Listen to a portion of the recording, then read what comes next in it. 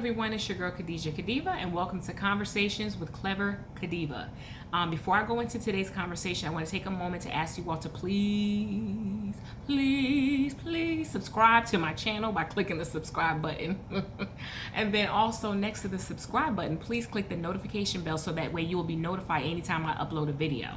Okay, so today's conversation is about making better decisions. I think we all can stop and think of some decisions we've made that were not in our best interests.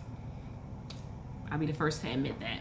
I think the moment we wake up, we have different choices, whether it's to go to work, to come back home, because maybe home is not a great place right now.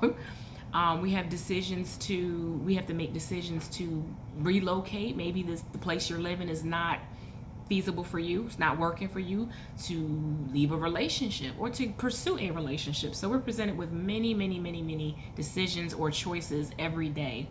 And so this video is basically to kind of help guide us with how to approach making better judgment calls or making better decisions. And the first step I would say to help us with making better decisions is to know what we want or know what we're looking for.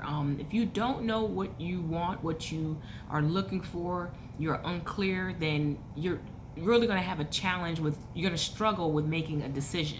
Because what you're saying in essence is I am unclear with what I want or what I'm looking for. So anything that comes and goes, I'm just going to say, yep. That's not going to work. So it's very important to know what you want. For instance, if you're looking for a job, how important is the salary to you? How important is the commute? How important is the benefits package? How important is the opportunity for growth? So relationships, how important is physical attractiveness? How important is someone's finances and their family relationship or family dynamics? You have to know what you want. Number two, the second thing I would say to making a better decision is to create a pros and cons list. I'm not certain if any of you all have done that, but I've done that with certain decisions I had to face.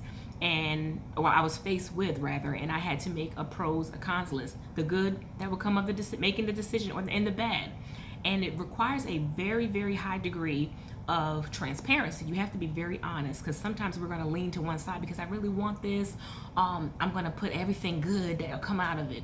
And then we'll kind of like, oh no, just these two things. But no, the real deal, Holyfield, is we know that there's 10 or 15 things on that negative side that would impact that decision. So it requires in order to create this pros and cons list, it requires a great degree of transparency on your part.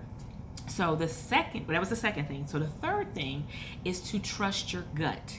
Okay? I think we all have a degree of intuition when we know in our deep part of our soul and our being when we're making a decision that's not going to serve us, not going to be in our best interest. And yes, although that pros and cons list will help us, sometimes we'll battle something on the inside. You'll feel that, if I go with this, there's something's just not right. So trust that instinct, trust that gut feeling that you have in that regard. After reviewing that list and kind of sitting with yourself in prayer, I'm a spiritual person, so I pray obviously when I make certain decisions. So I encourage you all to do the same if you do the same, but to really trust your gut and your intuition before you make that decision.